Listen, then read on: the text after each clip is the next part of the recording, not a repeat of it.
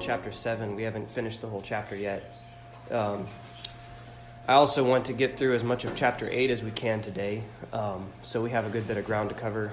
But first, before we do any of that, I would like to draw your attention to something in chapter 4. Let's backtrack just ever so slightly, because today is Transfiguration Sunday. It's fitting that our church takes on a new aesthetic on this day of all days. It's kind of fitting. So,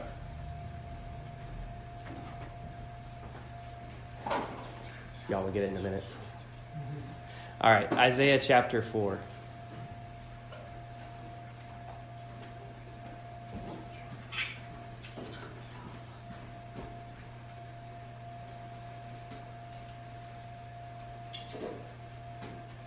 So this is talking about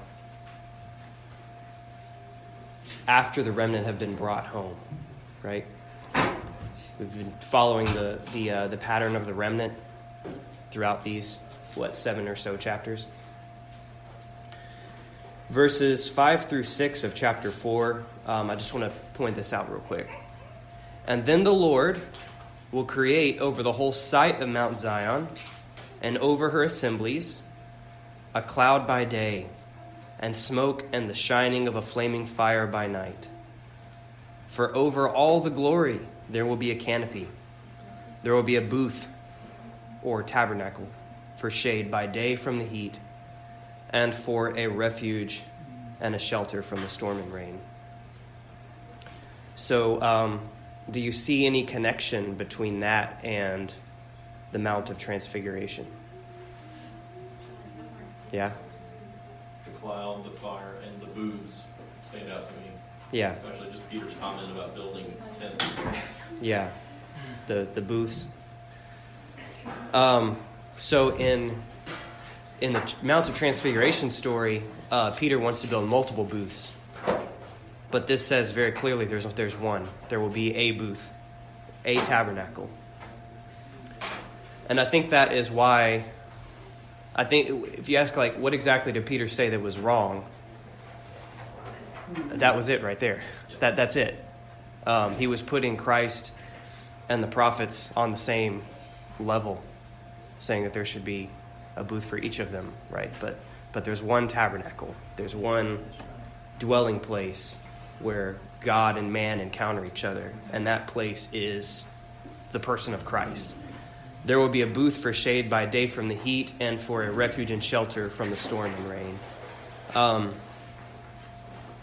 I just want to point this out. I don't want to belabor the point or read too much into it, but it's worth pointing out that Moses' miracles tend to be associated with water, and Elijah's miracles tend to be associated with fire. So you kind of see the two pillars in the two pillars of the Jewish tradition. These two great prophets.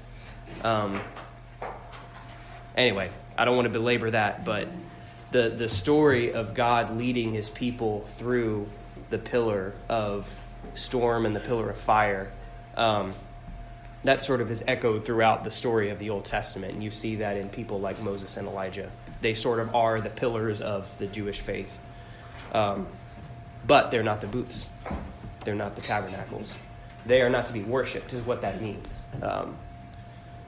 True worship belongs only to Christ, who is the fulfillment of all of these things come together. And it says very clearly in Jude, I believe it's in verse 5, that it's Christ himself who guided Israel out of the land of Egypt. So yeah, there we go. Any further thoughts on that?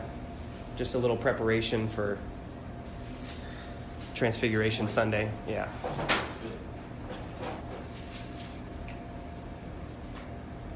So back to Isaiah 7.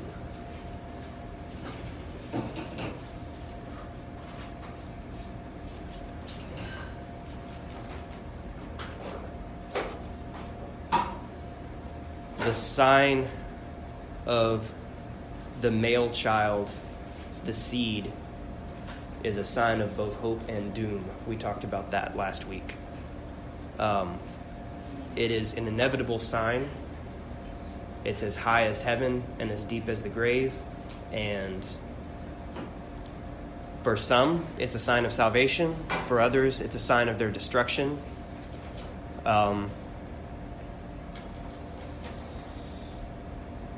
And I want to read something real quick from, now bear with me here.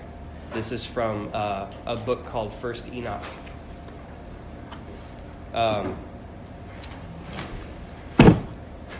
I do not care whether this is, whether what I'm about to read is historical fact. What I'm interested in is the fact that they understand that the promise of the seed is a promise of both hope and doom. Promise of what? Hope and doom. Hope and doom. Both. That's the sign of Emmanuel. So that the point of me reading this is to show that as the people are expecting the Messiah, they understand that it's both a sign of hope and a sign that the old world is passing away, and that there's something great and terrible about the coming of the child of promise. So this is a story about Noah, taken from the Jewish tradition, probably a couple hundred years before the arrival of the Messiah. So you can see that the Jewish scribes are thinking about this stuff, and they're wrestling with it, and they're trying to understand, well, what does it mean to be at the end of the age? All right, so this is a story based on the great patriarchs Noah and his fathers. And Methuselah comes to his father and says, "Because of a great matter I've come to you, and because of a disturbing vision have I come near. And now hear me, my father, for a child has been born to my son Lamech, whose form and type are not like the type of a man. His color is whiter than snow. The hair of his head is whiter than wool, and his eyes are like the rays of the sun." Does this sound familiar? Yeah. He opened his eyes and made the whole house bright. And he was taken from the hand of his midwife, and he opened his mouth and blessed the Lord of heaven. It's like those old Catholic or Orthodox stained glass windows where you see the child, but he looks like a man. Yeah. Like it's like in child size, but he's able to talk. Yeah. And he opened his mouth and blessed the Lord of heaven. And I, Enoch, answered and said to him, "The Lord will do new things on earth. Call his name Noah, for he will be a remnant for you. And he and his sons will be saved from the destruction which is coming on the earth because of all the sin and all the iniquity which will be committed on the earth in his days." Okay, so again, the point of me reading that is to show how throughout the Old Testament, throughout Jewish tradition, and especially leading up to the arrival of the Messiah, they understood that the coming of the seed, the arrival of Emmanuel, is both a great and terrible thing, right? And so the child of promise being born is not just a happy event, right? It means that a lot of people are going to die. And it means that there's going to be an exile, which Christ himself will take part in, right? He's going to go down to Egypt. He will be a child of the exile. It says, we read this in Isaiah 7, before the child even is old enough to know right from wrong, he's going to be a nomad. He's going to be an exiled, a child of promise, but an exiled child of promise. Well, is it not also judgment? Judgment. Yes, judgment. Yes, right, right. And in the case of the people of Ephraim or Israel, exile is the judgment. You know, being exiled is God's judgment on them. Thoughts? Yeah. Just a question. Yeah. Is what Jesus said in the New Testament, "I didn't come to bring peace but a sword"? Yeah. Does that sort of relate here? Absolutely it does. Doom here, peace over here. So, Absolutely. I mean, that just came to my mind. Yeah. And the And the thing is, right now the sword is for God's people. You know, we are sojourners in a foreign land, says 1 Peter. We are persecuted. We just read the Beatitudes. Blessed are the persecuted. The sword right now is for us. It won't always be that way. But for right now, you know, as God's people, as the new Israel, this is the part of Israel's story that we're in right now. You know, and in as much as we are in Christ, we take part in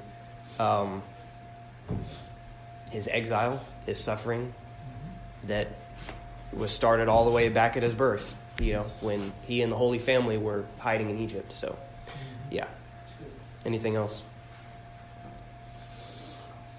I'm just thinking about, I think the King James presents it as the great and terrible day of the Lord. Mm-hmm. Yeah. I know great, obviously not just meaning good, there's a lot of understanding of the word great, but it is this idea of an awesome and yet terrifying day.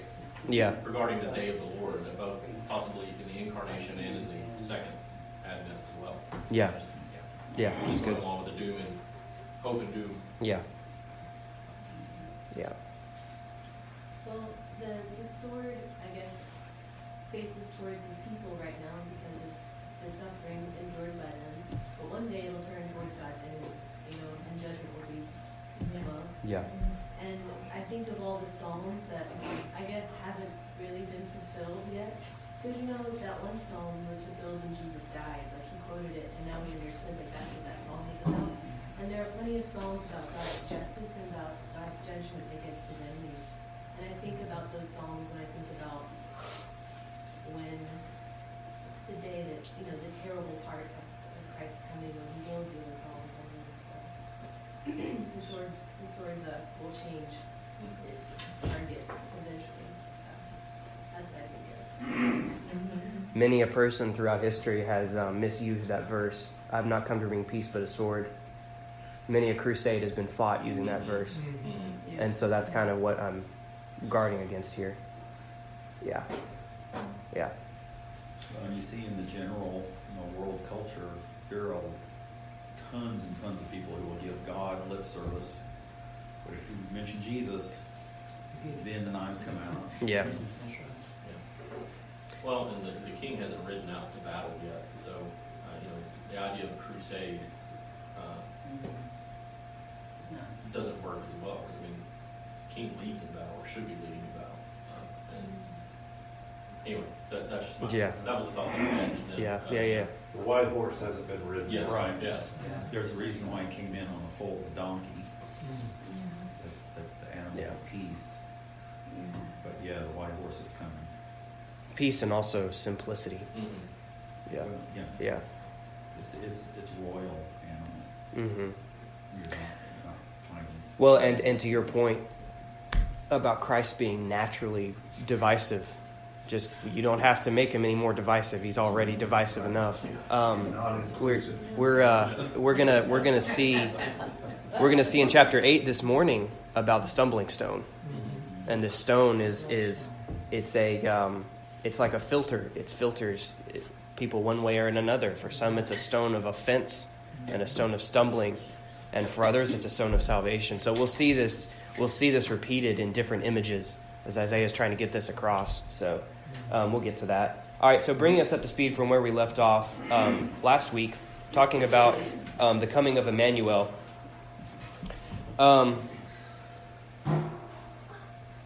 Isaiah says the seed will be called Emmanuel, meaning God with us. This is one of the most important verses in all of the scriptures, because the most important concern in the scriptures is for God to dwell with his people. This is the clearest purpose of mankind and the overarching intention of God. But, as we have seen, the arrival of God's presence is not necessarily a promise of hope and joy. Isaiah's promise to Emmanuel is a response to King Ahaz's false religious piety, the same false piety that Isaiah rebuked in chapter 1. Yahweh offers Ahaz any kind of sign if only Ahaz will admit his doubt and fear. Ahaz refuses the path of humility, and so Yahweh promises Emmanuel. Like Noah, and Moses, Emmanuel, is marked by a strange arrival. The seed will emerge from a virgin or uncultivated source. He will not grow up in stable settlement where land is tended and cultured, but will grow up in wandering and exile. This is a prophecy of the seed in Egypt, preserved for new exodus. For all contained within the seed, this is a promise of hope and renewal. For Ahaz, whose false piety will not be contained within the seed, this is indeed a disturbing vision. As the seed or word incarnate, Christ encompasses both the highest and the lowest.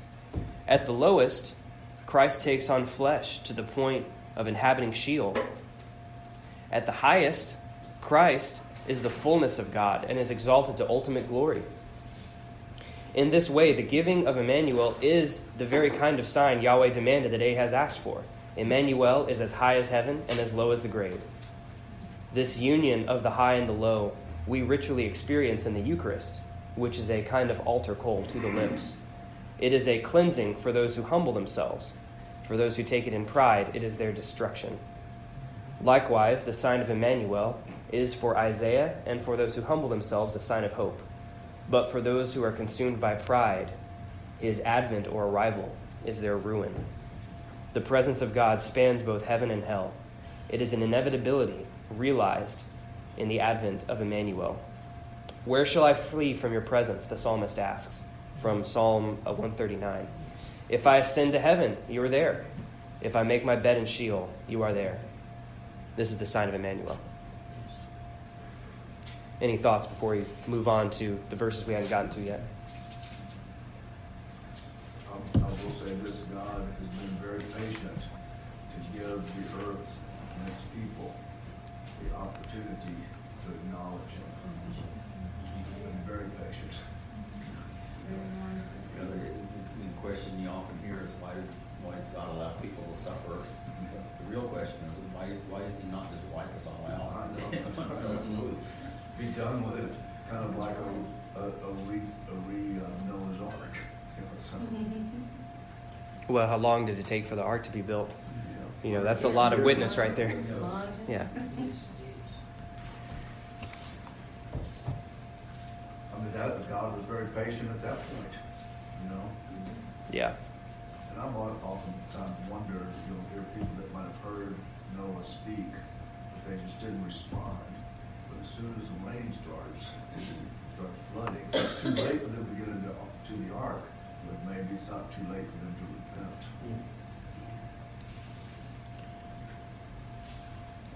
There's this thing about the ark with the door being closed. And I think it says, if I remember correctly, I think it says that it's God who closes the door. Makes sense, yeah. That's significant because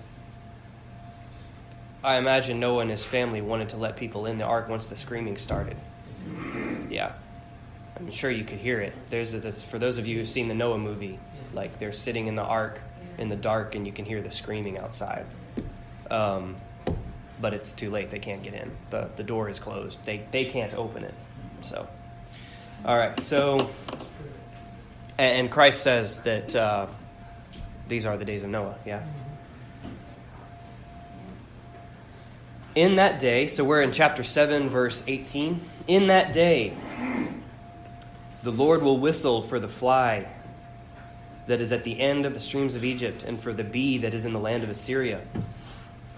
And they will come and settle in the steep ravines and in the clefts of the rock, and on all the thorn bushes and on all the pastures. In that day the Lord will shave with a razor that is hired beyond the river. And he explains the symbolism here with the king of Assyria. The king of Assyria is the razor. And he will shave the head and the hair of the feet and will sweep away the beard also. Feet is euphemistic here. We're talking about slavery. The people are going into slavery. In that day, a man will keep alive a young cow and 2 sheep, and because of the abundance of milk that they give, he will eat curds, for everyone who is left in the land will eat curds and honey. In that day, every place where there used to be 1,000 vines, worth 1,000 shekels of silver, will become briars and thorns. With bows and arrows a man will come there, for all the land will be briars and thorns. This is a reversal of Eden. Well, it's the curse playing out. As the curse plays out, God takes away the head. There's no one left to till the land, and it just becomes overgrown with thorns and thistles. And as for all the hills that used to be hoed with a hoe, you will not come there for fear of briars and thorns, but they will become a place where cattle are let loose and where sheep tread. So the land of Canaan, the land of promise, will no longer, in these days of judgment, will no longer be a place for agriculture, no longer a place for farming. They will be a place for nomads and shepherds. And it is no coincidence that at the Nativity, when people come to see the Christ child, there are no farmers. There are travelers and shepherds. And cows and sheep. And cows and sheep.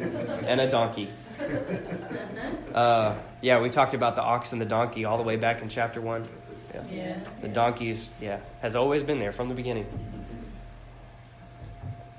In verses 21 and 22, now that doesn't sound bad, whereas everything else is bad. Is that supposed to be bad? It's just like the coming. This is still talking about the coming of Emmanuel. It's both. Okay. It is. There's only one that's good. Yeah. It's a weird mix. It's the end of the old world, and the start of the new. So. Yeah.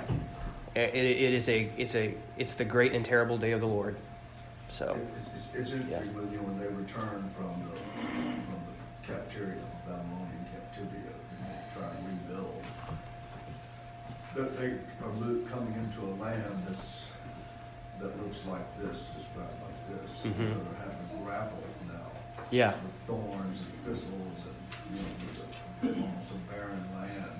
Mm-hmm. It's almost of no value, and they got to redo it. Yeah. There's an interesting, we just happened to watch the movie Exodus, about the Jews coming in, getting their land back after the war, which is an incredible film, a beautiful film, but there's one point where they're given a certain amount of territory that's theirs, and you look down and it's desert. And he is talking to this woman, and he says, look down here, you imagine this thing, water. Trees, that's their goal, to make it Mm-hmm. refurbish it, make it new again, make it prosperous. Like the desert plan. So it's just interesting. And they're to have- doing it now. Yeah, they're doing it, yeah, as well. So to hear this image, and then to see the same image there. When the Palestinians had it, it was just desert, it was nothing, and they're going to come in and change it. They're going to come in and make it beautiful. Of course, if we exercise our anagogical interpretation skills here, Oh, yes. and don't look at the land as being actually land, the blessing is for those who remain in the land. But then they describe the land as being this barren waste. So it's not really land.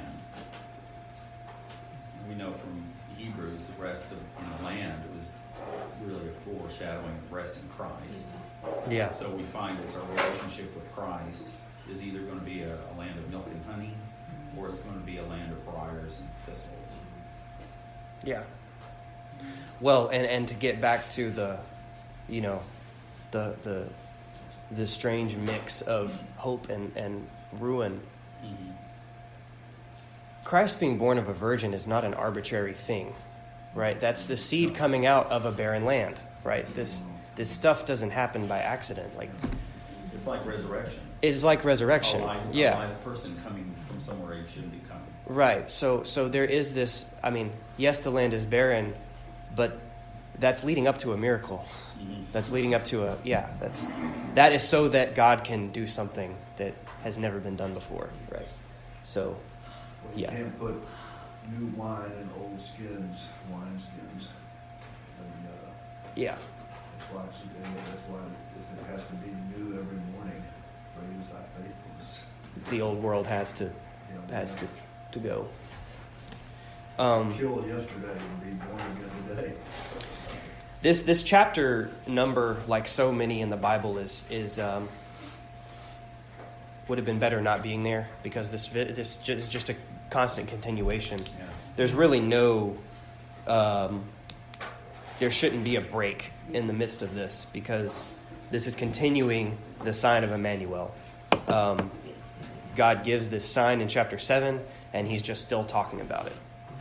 Then the Lord said to me, "Take a large tablet and write on it in common characters, belonging to," I'm not going to try to say this. I'll tell you what it means. It means yeah, that's his nickname. It means the prey runs fast. The prey, yeah. Swift is the movie. Think like a gazelle running for its life. Right. And I went, okay, and I will get reliable witnesses, Uriah the priest and Zechariah, the son of Jeberechiah, to attest for me. And then I went to the prophetess, and she conceived and bore a son. Then the Lord said to me, "Call his name," and this is that person, "for before the boy knows how to cry, my father or my mother, the wealth of Damascus and the spoil of Samaria will be carried away before the king of Assyria." There is an interpretation, and I don't know if I agree with this or not. I'm kind of skeptical of it. But there, you know how oftentimes in biblical prophecy, something happens at this time, but it's not the full fulfillment, still leading up to, the greater thing. Early and latter rains. Yeah. So there is an interpretation that for King Ahaz, the birth of this child, Isaiah's son, is sort of his fulfillment of this, and this is the strange son that marks something new, while it's still pointing towards Emmanuel.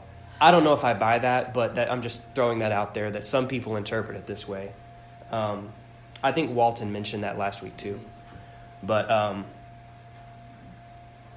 He's not here to defend himself. yeah. I'll be agreeing. I've read a book, and actually we've got it back there, catalog in the library, where someone makes a similar argument, but about Cain and Eve's perspective, that this curse upon the serpent and the bruising the heel and the head, that he made the argument that in Hebrew it suggests that Eve understood Cain to be that promised son.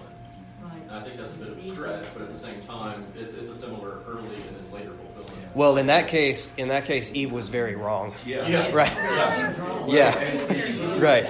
It's a great illustration of everybody. Yeah. God promises something, and we want it right now. Yeah. Well, no, wait, it's actually going to be 4,000 years from now. Yeah.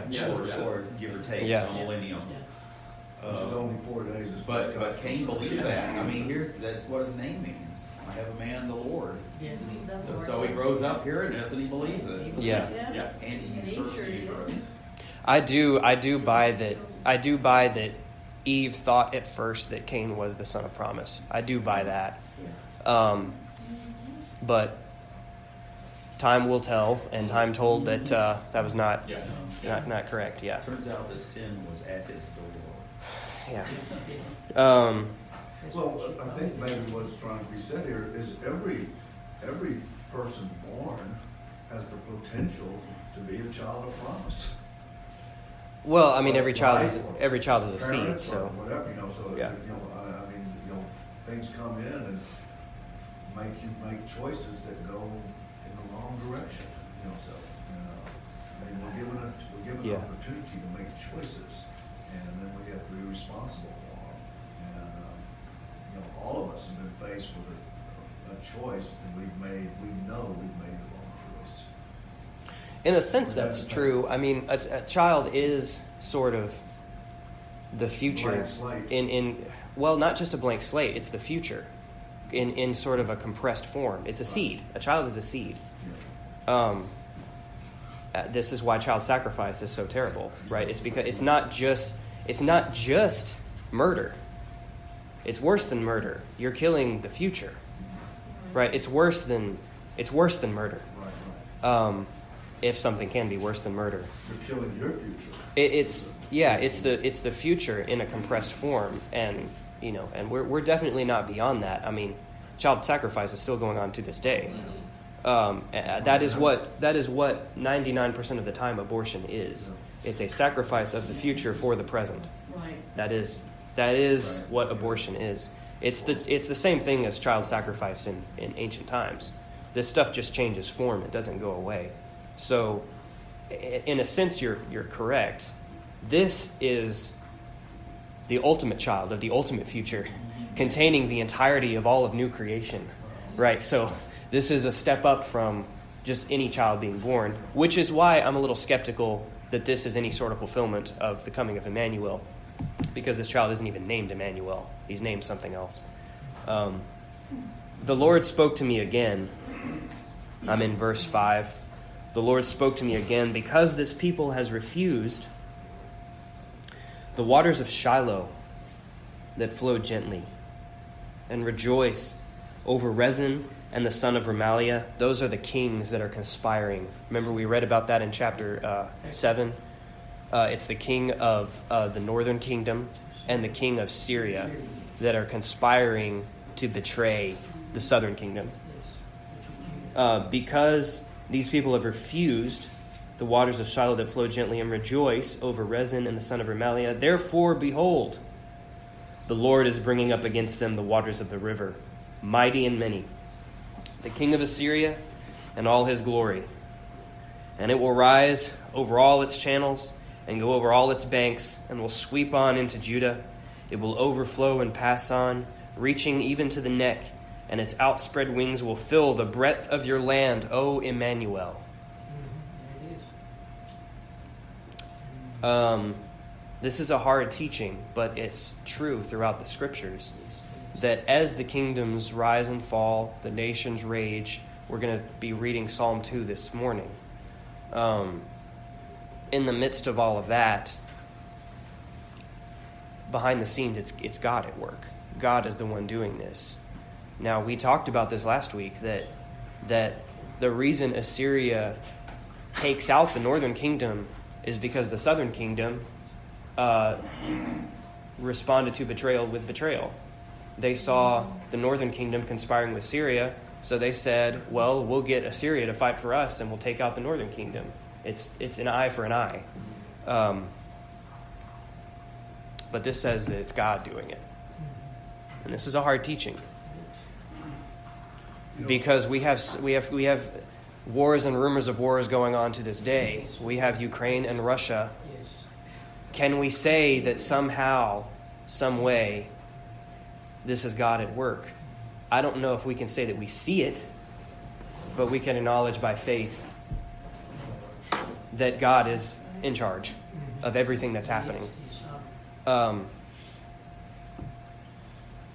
not Yeah. thought of it before, but this image, especially when it uses the word Emmanuel, God with us, is that to me it seems like it possibly could reference the fact that Christianity is going to come in and it's going to sweep like a flood Judaism out of the way.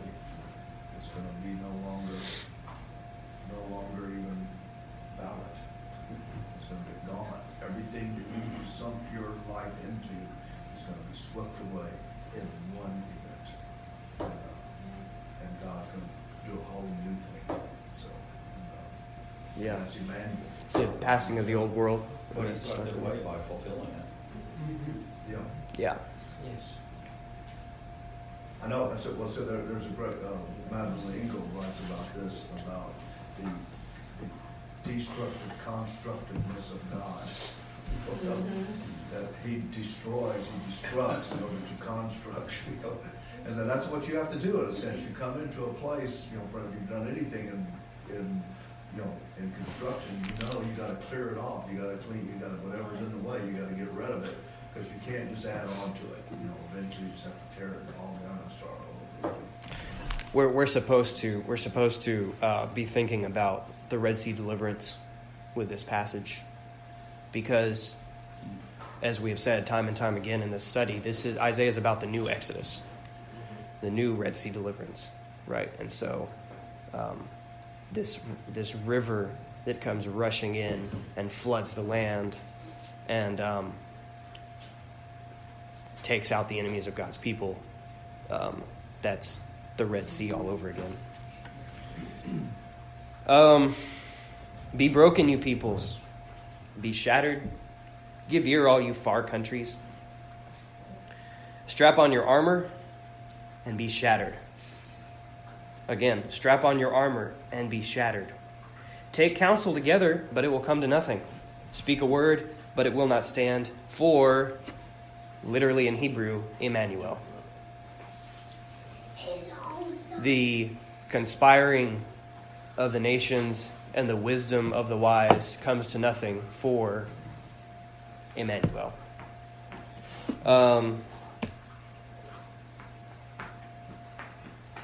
I don't have a whole lot to say about that. Do y'all have anything? I've got a couple of footnotes just on Yeah. verse 9 here. Be broken could be also translated as be evil, and then shattered, be dismayed.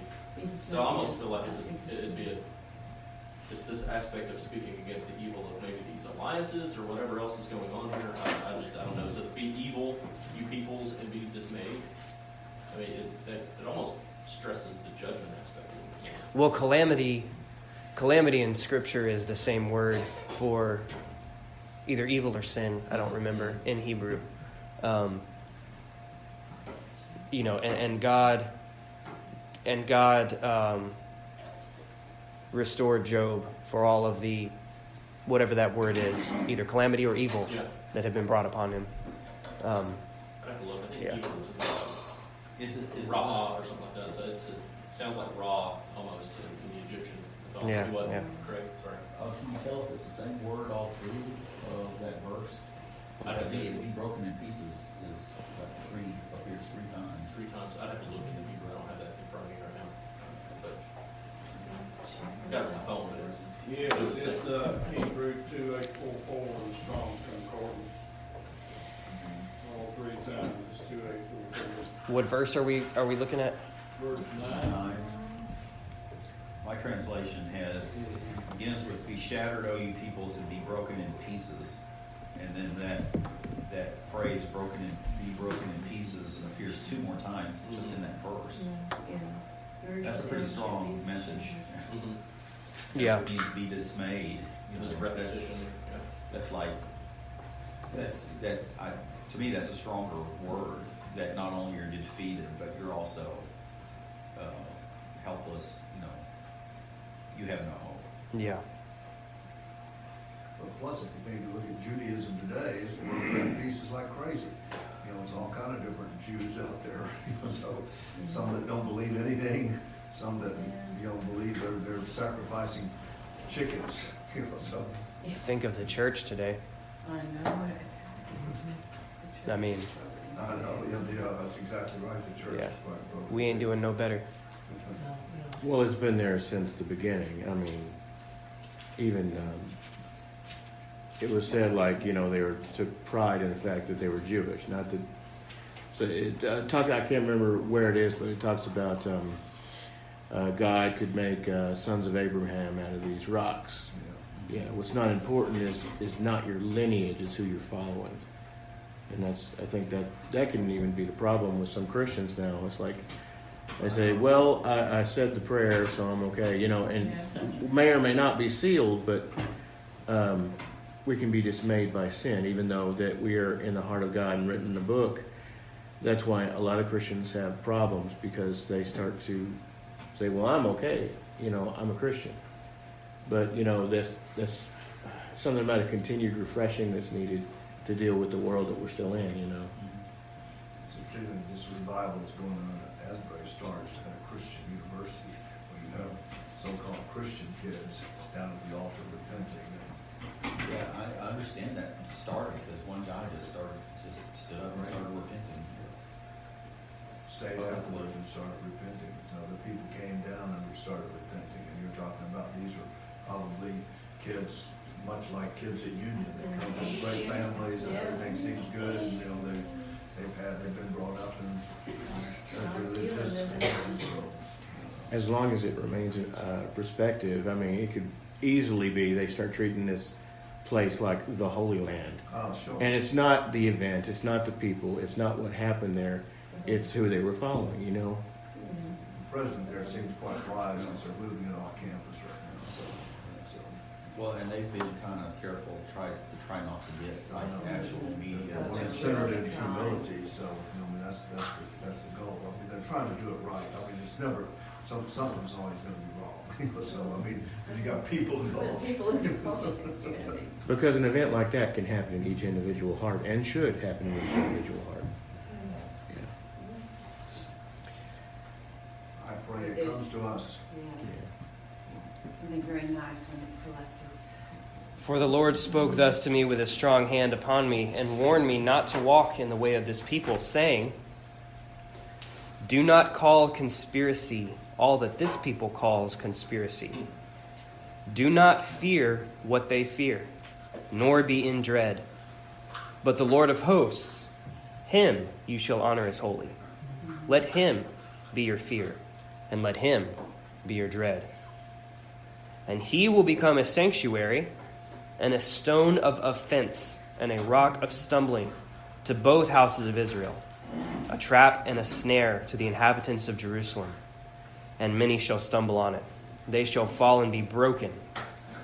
They shall be snared and taken. I'll just keep reading for now. Bind up the testimony, seal the teaching among my disciples.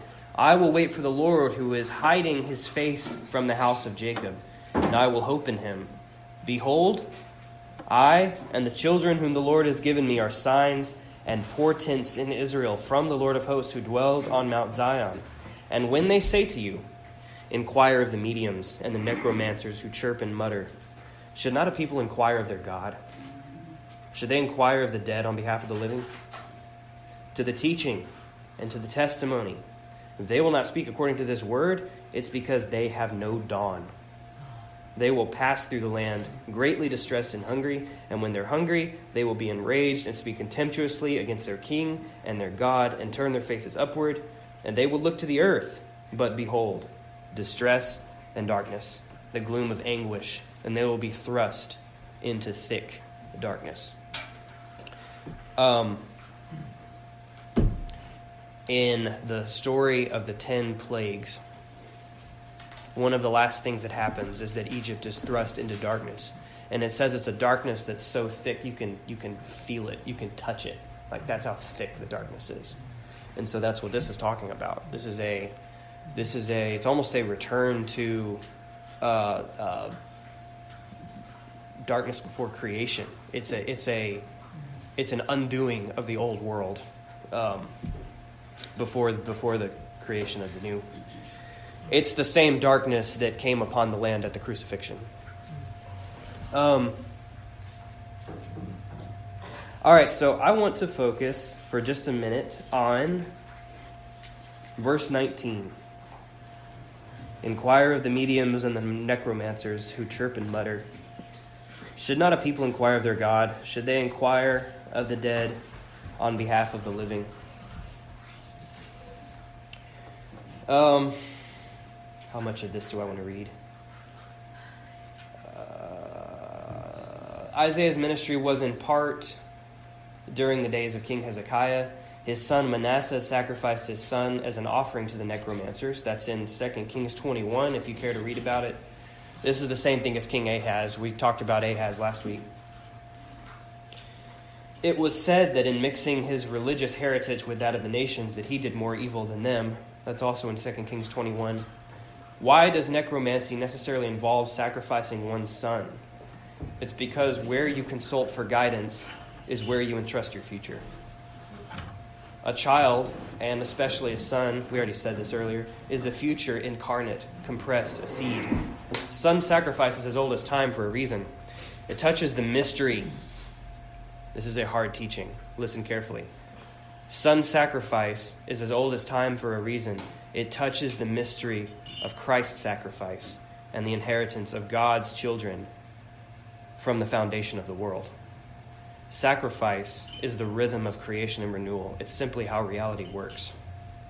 King Manasseh sacrifices his male child to the necromancers because That's what consulting for guidance demands, whether to Yahweh or to false prophet. A male child must die. It was the same in Egypt, first at Pharaoh's bidding, then at Yahweh's. Yahweh was not lying when he demanded a child sacrifice from Abraham. There must be a male child sacrifice in order to inaugurate any exodus. Lest anyone reading Isaiah miss the connection between consulting the dead and the first exodus, Isaiah promises thick darkness over the land, the gloom before the presence of the destroyer. From Jeremiah 6:26, O daughter of my people, put on sackcloth and roll in ashes. Make mourning as for an only son. Most bitter lamentation, for suddenly the destroyer will come upon us. The destroyer was the angel of death. That was what he was called in the Exodus story. Just as the first Exodus required a male child sacrifice, so the new Exodus requires a male child sacrifice. He will be the end and the ruin of human reason. From chapter 8, verse 10, take counsel together, but it will come to nothing. For Emmanuel, he will be a stumbling stone. From what we just read, 8:14 through 15. For any who cannot abide such a sacrifice. Peter says in 1 Peter chapter 2 that only those who do not stumble over this offensive stone will be able to be led out of Egypt's darkness. They who do not stumble over the stone will be led in the new Exodus, which is the inverse and the answer to exile. They are the ones who marvel at the stone. In Psalm 118, 22 through 23. We read this every Palm Sunday. The stone that the builders rejected has become the cornerstone. This is the Lord's doing, and it is marvelous in our eyes. So we marvel at this stone, hearing the echo and fulfillment of Isaiah's riddle. And at this point, would someone look up Luke 24, verse 5?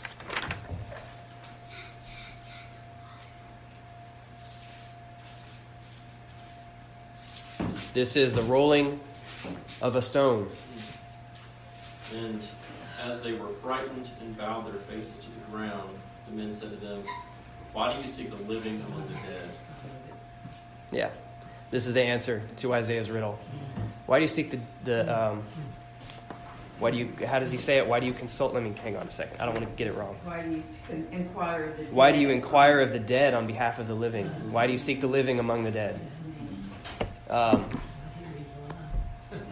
Yeah, this is the answer. Necromancy is the false worship and the false pursuit that demands a child sacrifice. It's a false version of the resurrection miracle. It's the sacrifice of a son, and then there's your answer. He's alive. He's not dead.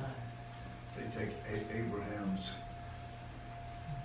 march to the mountain with his son, literally, and so they want to finish it off. Instead of hearing the boy saying, Yeah. You know how beautiful Eve thought she had the Lord in the birth of the first child here, but she was wrong. But she was believing that the Messiah was coming. Yeah. David just mentioned Abraham, as he saw in the figure, as the angel came, hold your sword, do not do it. He knew God would provide. Yeah. But look at the genealogy of Christ through all of generations here. And it still goes and it goes and it goes until Joseph and Mary and then the incarnation. But for the believer, it's by faith we believe this. And the false prophets and false sacrifices and all these things that maybe we can't explain, but God is sovereign in salvation. He prepared it before the foundation of the world. As Craig even teaches in some of his books. It's there, the church, the remnant. And we pray as we believe our names are written in the Lamb's Book of Life. But some are not appointed to salvation. Some are appointed to destruction, according to chapter 9 of Romans. Can't explain it. Unproof. Yeah. Well, you talk about the eternality of this thing about sacrificing the Son. Christ crucified before the foundation of the world. Yes. All of creation was put in place for the sake of a human sacrifice, for the sake of sacrificing the Son. So every other human sacrifice steals that exclusive right. It's a mockery. It's a mockery, yes. Yes, and we are to sacrifice ourselves. That's, In as much as we are in Christ. Yeah. So yes, That's that part is of true. being Christ-like. Yes, the ultimate sacrifice is Christ, but we are somehow caught up in that. To be, So, to be conformed to the image of Christ yeah. means to take on his humility, mhm. as his image as he walked on earth, Yeah. and then later on we'll take on his image and glory. Well, I mean, that's wrapped up in what it means to be a child of God. You know, we talk about being a child of God like it's just a happy thing. It means that you have to suffer with him. Christ suffered. To be a child of God means you have to be, Fellowship of his yes, you have to take part in the sacrifice. It's not bed roses. Yeah.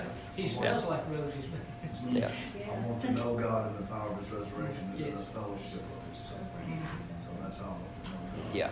I'm glad that he puts power of the resurrection before fellowship of Yeah. suffering.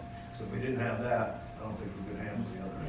So Amen. we could only Yeah. handle suffering because of the crucifixion of Christ. So, That's a good place to stop. Thank you all for your attention these past few weeks. Walton will be back for chapter 9. Thank you all. thank you. Thank you. Thank you. thank you.